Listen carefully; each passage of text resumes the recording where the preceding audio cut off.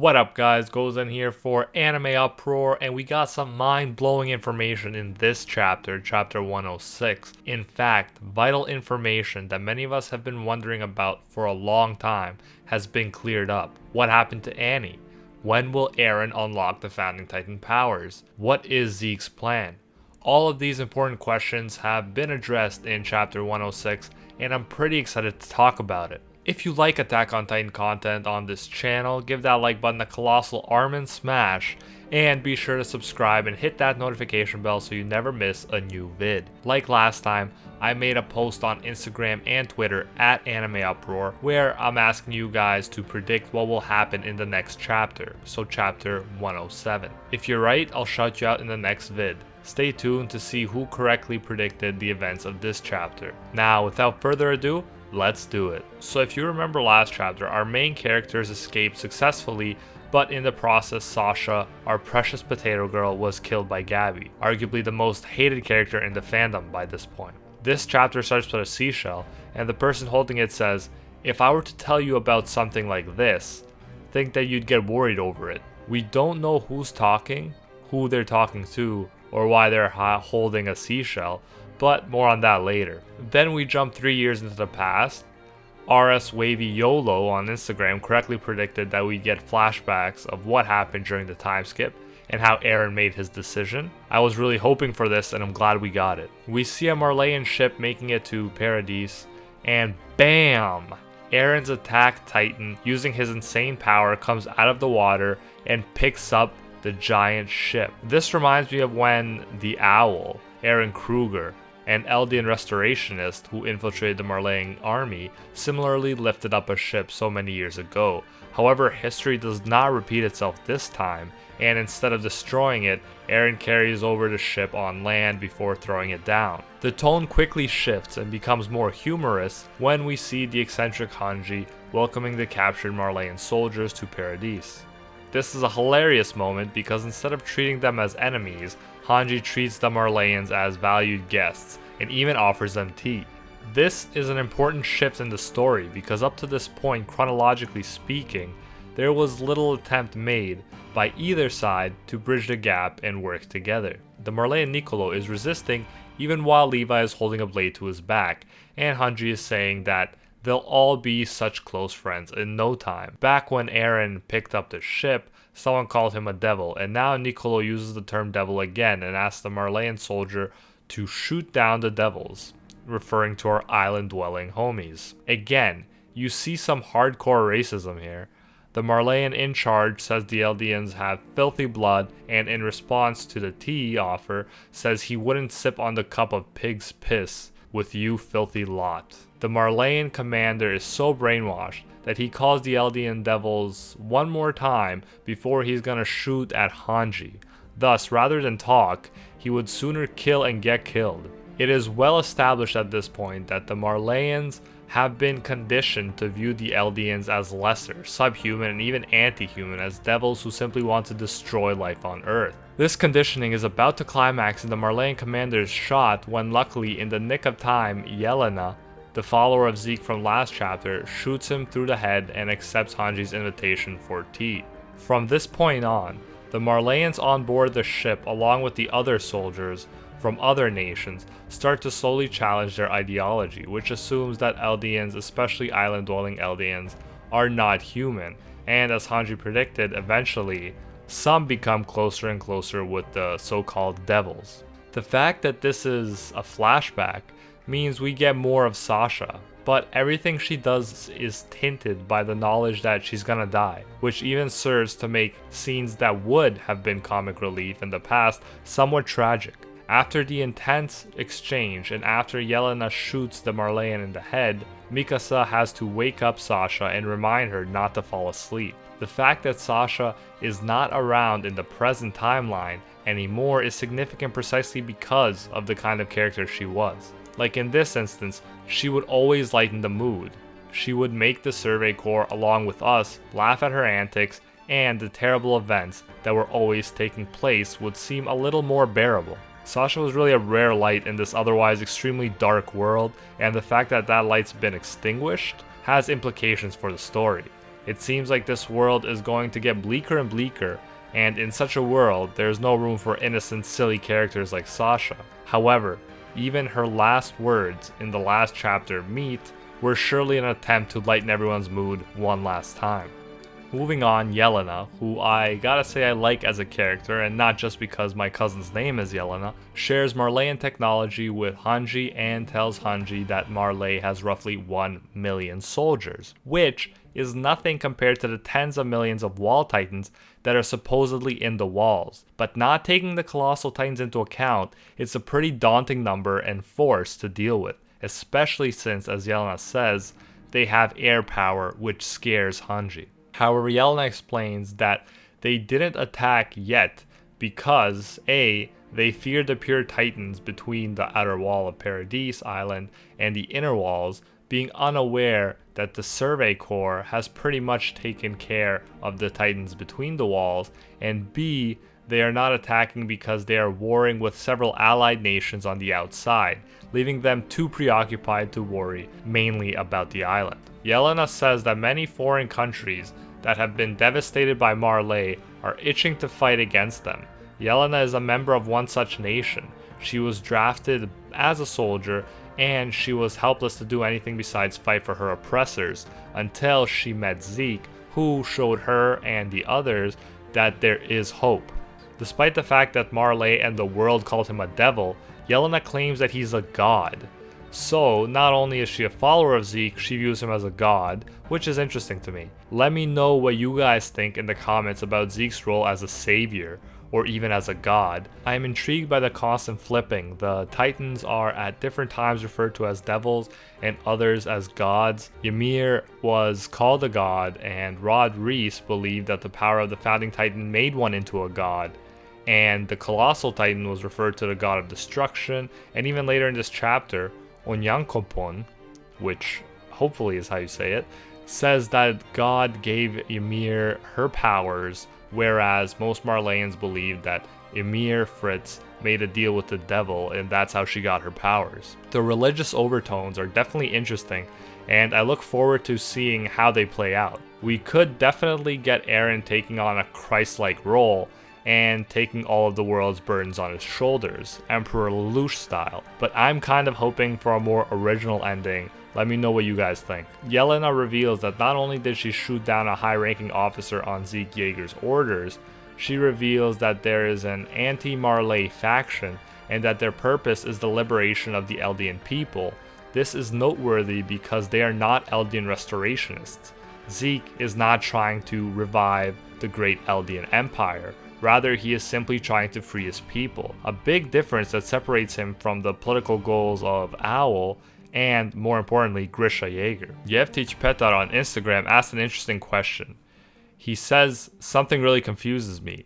If Zeke said to Eren that their father brainwashed them, wouldn't it make more sense for Eren to come to the Marleyan side? This is a good question, since Zeke betrayed his father after all and clearly doesn't agree with him. But that does not mean that he agrees with Marley either. Perhaps what Zeke meant is that Grisha brainwashed Eren with his Eldian restorationist ideas and taught him to blindly hate his enemies. Zeke doesn't appear to want to follow his father and the Eldian restorationist ideology, because it is the same as the Marleyan ideology, only the oppressors and the oppressed switch places. Rather, what appears to be the goal of Zeke's secret plan is the liberation of the Eldians and the end of all oppressive empires. So, those are my thoughts on that. Thanks for the great question, Petar, and if you guys want me to answer any specific questions, leave them in the comments of this video. Anyways, we jump to a scene taking place in the courtroom.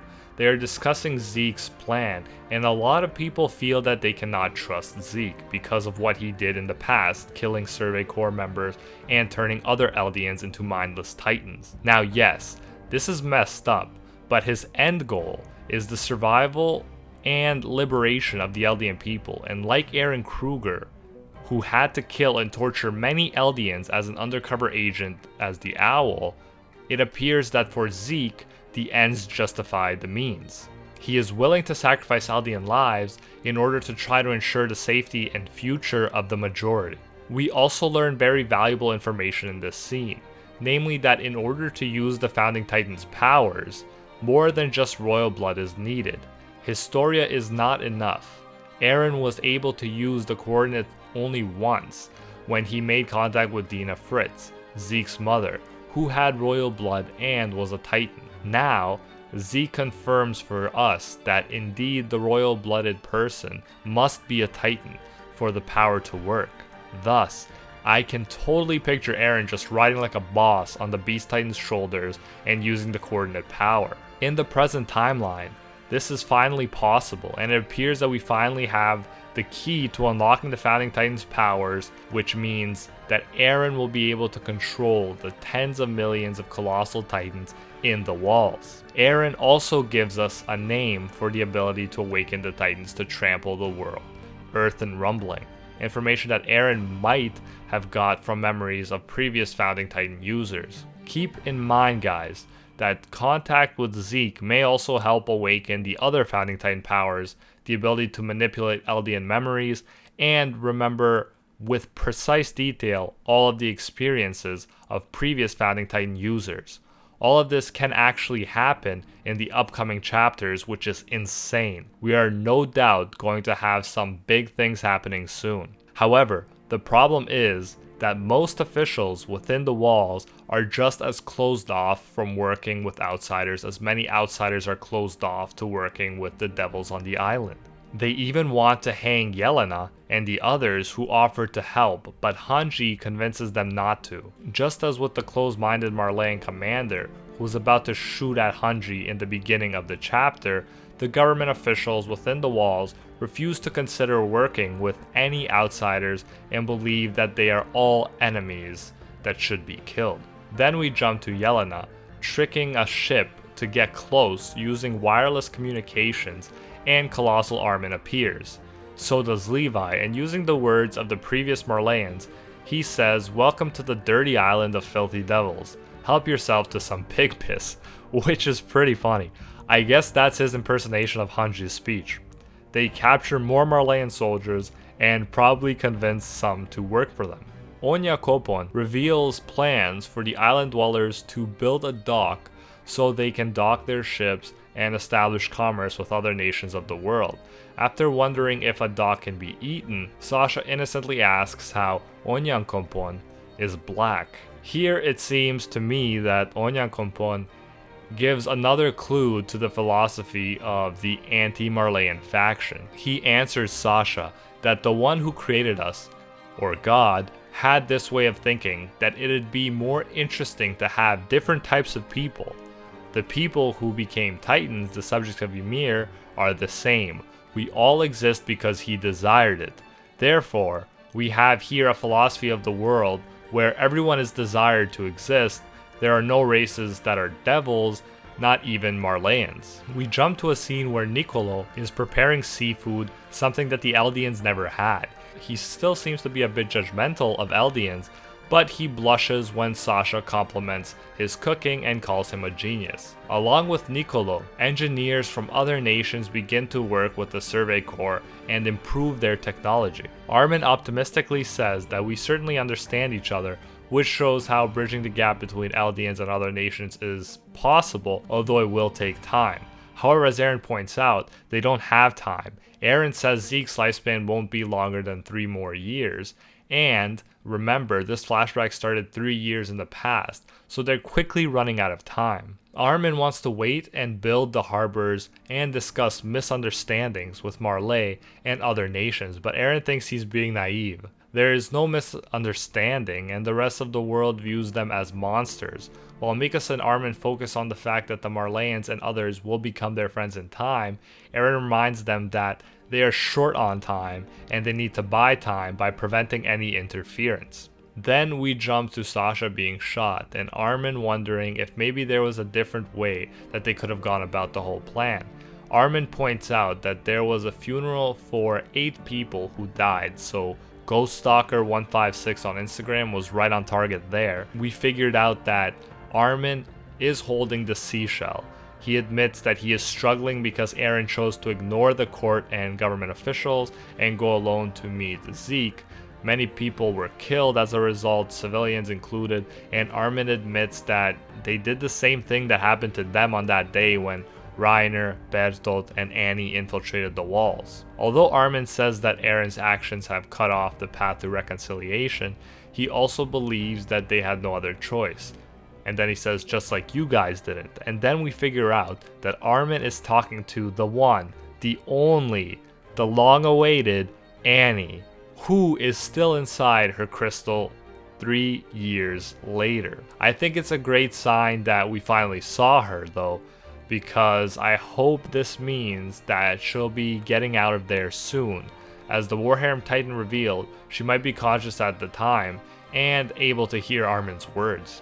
Let me know what you guys make of the seashell in the comments. Was it from a previous chapter that I don't remember? I'm not sure, but I do think it's meaningful for Armin especially because he always as a kid wanted to go to the ocean. That was his innocent and optimistic dream. However, this scene shows how much has changed. The ocean is no longer a fantasy, but just another stage for war. It reminds us of just how much Armin, too, has changed since those innocent days. The chapter closes with Levi picking on Zeke, with a shot of Falco and Gabby in jail, so shout out to Kimran and John Baptiste for calling that. Finally, we get the lines that have been repeated throughout the series. Mikasa holding Eren's scarf to her at the gravesite begins saying, if we don't win, we die. If we win, we'll survive. Then we jump to Eren finishing it off saying, if we don't fight, we can't win, so fight.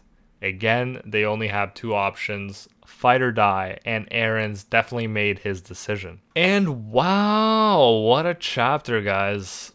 So much important info revealed, and they're really setting the stage for some epic moments in the upcoming chapter. I'm talking founding Titan abilities, Yeager brother teamwork, Annie coming out of the crystal, and we even have the final battle to look forward to. Now that Falco and Gabby have been captured, I think that Reiner may even be tempted to come over to this side. Whatever happens, I think that this chapter was one of the most informative ones we've got to date. Remember to leave your predictions of the next chapter on the Twitter and Instagram posts. Darkness5424 aka Lightning Darkness was definitely right that the focus on this chapter would be on Paradis Island. Thank you all for sending in your predictions, and although we didn't have any correct ones on Twitter this time, I think we all share Attack on Ackerman's sentiment when he says, rest in peace Sasha, may you live in the Eldian's afterlife, hunting and eating potatoes and meat. Indeed. That's it for today's video. Wow, it's late at night now that I'm writing this, and I spent way more time on this than I expected to. This will probably be a long review, but I can't help it. I get into it and I gotta share my thoughts on these events with you guys. Make sure to like if you enjoyed the video, and subscribe and hit that notification bell if you haven't. And type in #FreeTheEldians if you actually made it this far, because that would be pretty damn impressive. And I want to know if you did. Also, it gives you the opportunity to spread the love for the Eldians. Anyways, until next time, see ya, Space Cowboys.